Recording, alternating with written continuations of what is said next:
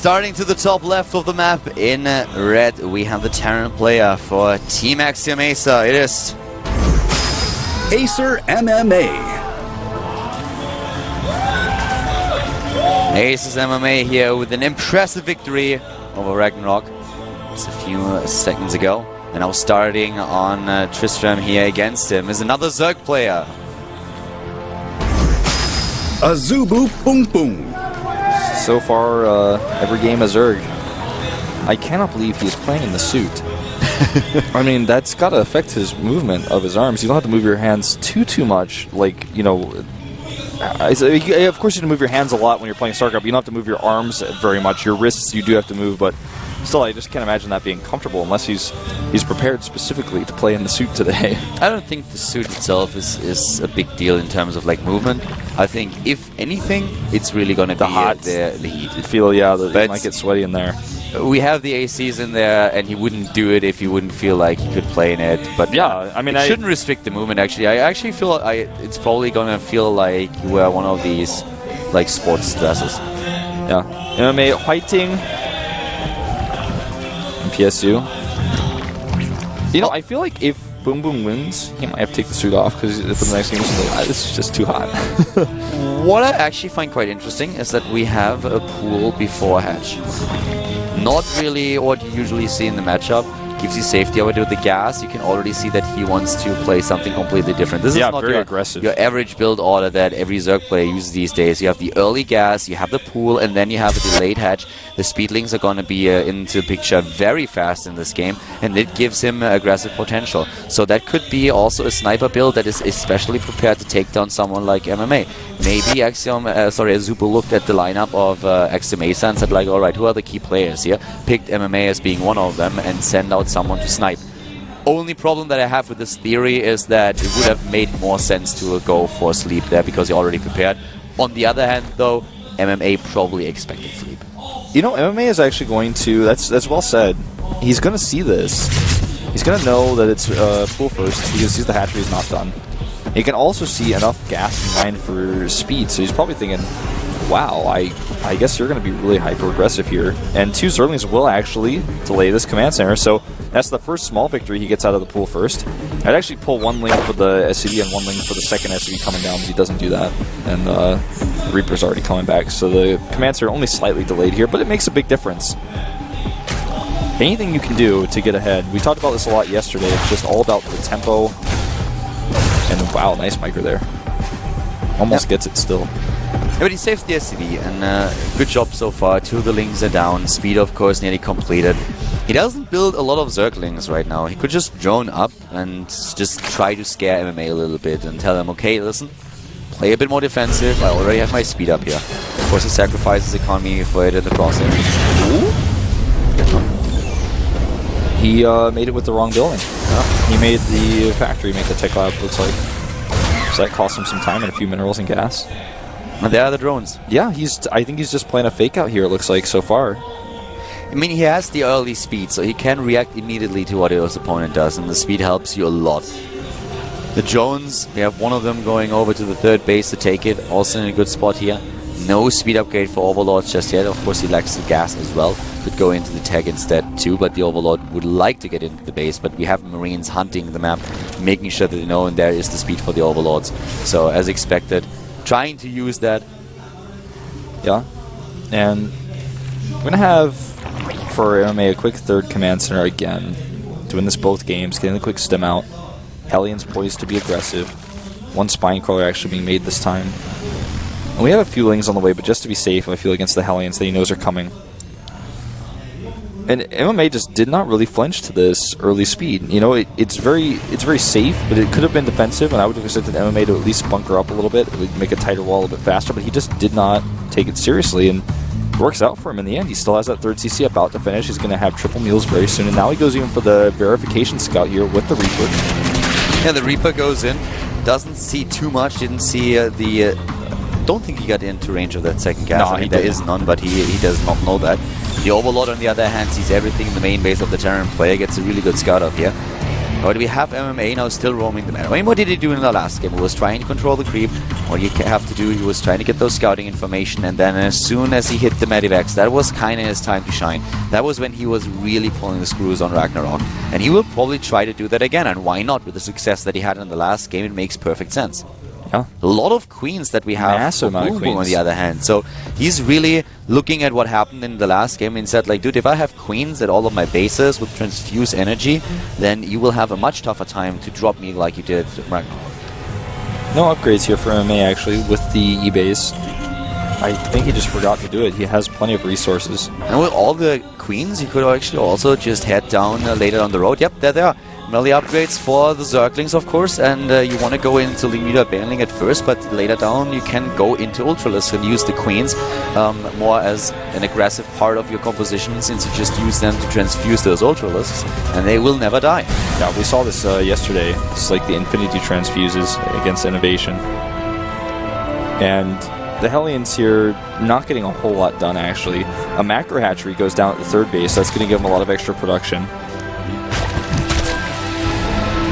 I feel this is really starting to become more crucial when we have the Medivacs in the game. 16 drones being made right now. We'll put him up to 76. That's all he's going to want for now. Because we have the first few Medivacs already building, and the layer is halfway done. Even if he starts the Spire right away, he needs to be careful. The Queen's, of course, also helping against the Medivacs itself. This is one of the main targets that he has to go for, making sure that he takes those out, and therefore the potential for his opponent to drop. But MMA at first will most likely just walk onto the creep, use the scans to force the creep to my spec.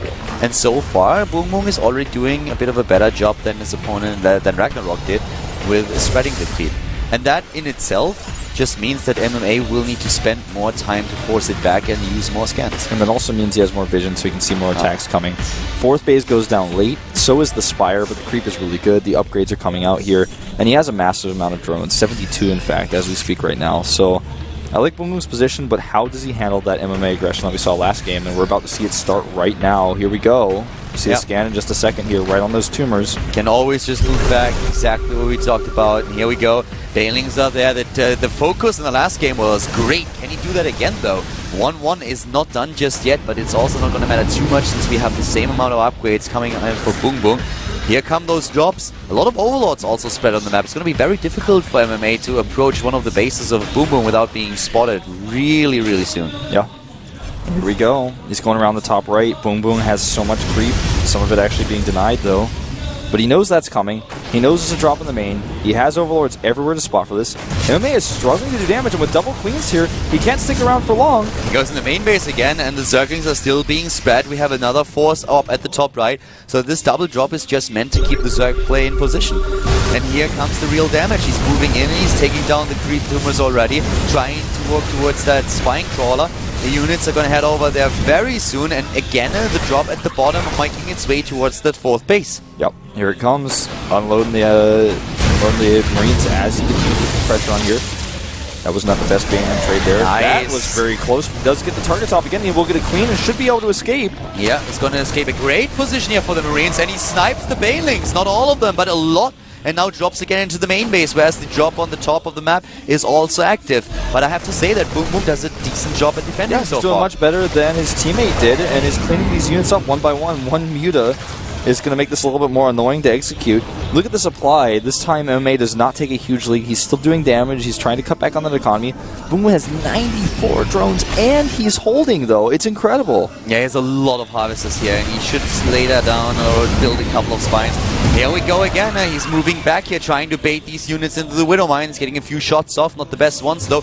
94 harvesters still for the Zerg player that has to deal with MMA's drops, but even if he loses a couple of drones, it's going to be fine. One Queen goes down with all the extras. He's still okay here. MMA tries to make this work. The Medivac so low on hit points, nothing to stop it. There come the Mutas, does pick off one. Second one is empty. Looks like he will get that as well. Really good defense so far by Boom Boom, but here comes MMA once again, and he has the lead in army supply. Can he push through, though? He's 3 bases against 4 and has to be careful here. Yeah, Boom Boom is up in supply, but so much of that is in Harvester supply.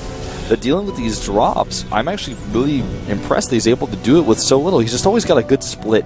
He has not put all of his Zerglings on one hotkey and just run them all into the main base. That's not what he's doing here. He's making 13 banelings right now. Ooh, that was a painful hit, but it will be okay. The +2/+2 is done for Boom Boom. He's ahead in upgrades, and the Infestation Pit is on the way, so Hive Tech is not gone for long. And we have him with a lot of Mutalisks that are also getting upgrades right now. So MMA is definitely struggling a lot more against Boom Boom than he did against Ragnarok. Great play so far by the AZUBU Zerg player. Yeah, really, really good play so far. There's the Hive starting immediately after the Infestation Pit is done, getting +1 for the Mutas as well. And MMA is not stuck in that 3 command center mindset that we've seen oftentimes in Evasion get trapped into, where he just only makes 3 CCs. One Muta is caught, one Medevac is caught. The Medevac actually escaping for now. Will actually... Nice! Good micro against that Widowmine. This army coming across the middle of the map is 30 army supply up, but he cannot go up against that choke point. He's going to try for it, and Boom Boom is not paying attention. Yeah, but I don't think he can contest this army. It's more about the drop there. There's just not enough forces. A lot of those are still back at home. The 3-3 has been started for MMA, claiming that lead in upgrades.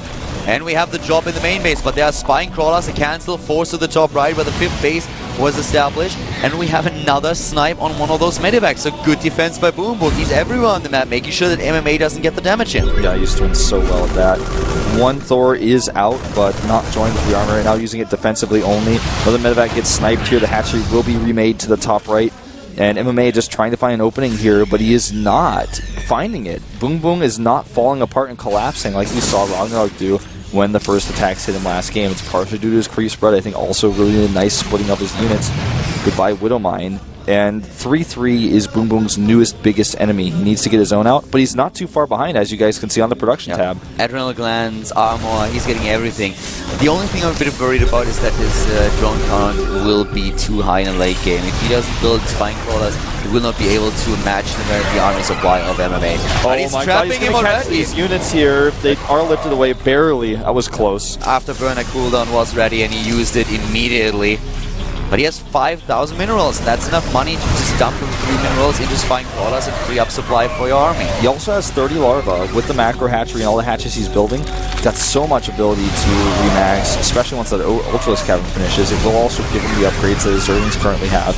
It's very difficult to actually move up the ramp right now for MMA, but he's slowly but steadily trying to push his way there. And he's trading against small group Banelings. That's exactly what he wants. He uses that low ground against his opponent where the melee units can't close the gap.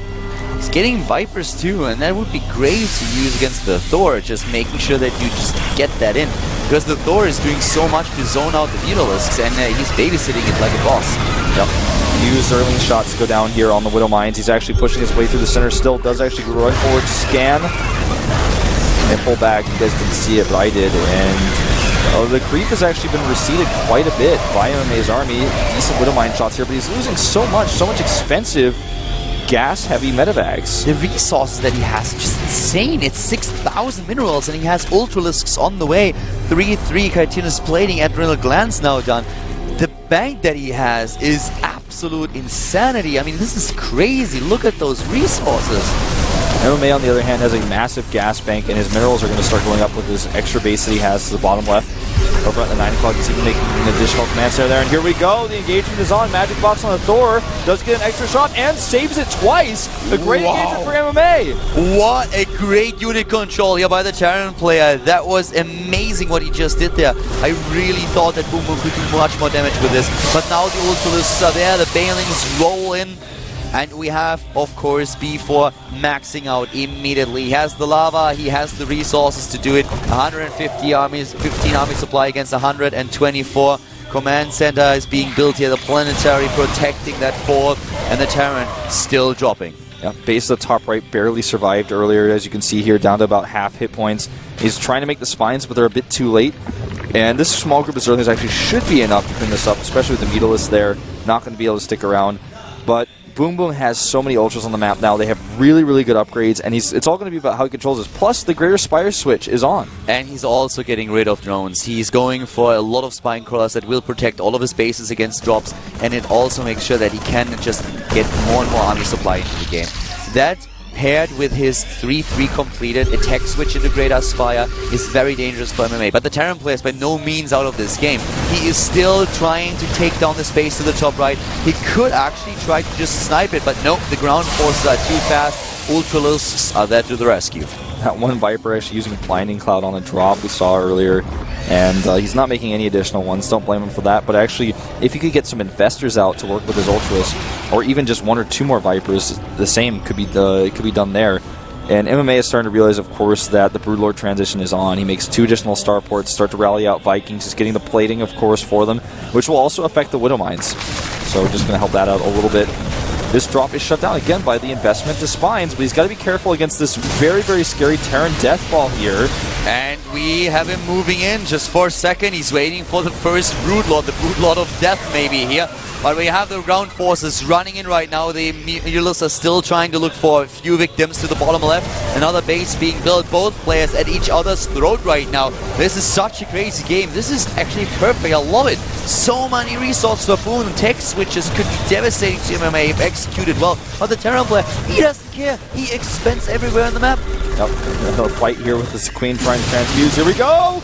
So many Ultras here, the Marauders lead the charge, and Widow Mines do not care about armor. Widow Mines doing their damage, and Boom Boom is dropping an army supply, but he's going for it once again. And we Banelings are moving in, exploding here. We have the Mutalists trying to chase what they can, taking down the Medivacs and all those really gas-intensive units. But the Widow Mines, they get their shots off. The Ultralists with a charge in here. The Terran player, he drops in supply. He's down to 120, 60 army supply, and still on the run. Yeah, that was a weird turnaround there. He was kiting so well and suddenly ran right into the Ultras on move command. The Mutalists helping out as well. There's not as many Marines now because he's more concerned about those Ultras. We saw him build a few additional Mutalists right as he was starting to switch into Broodlords. Now he's moving Broodlords on top of MMA's base.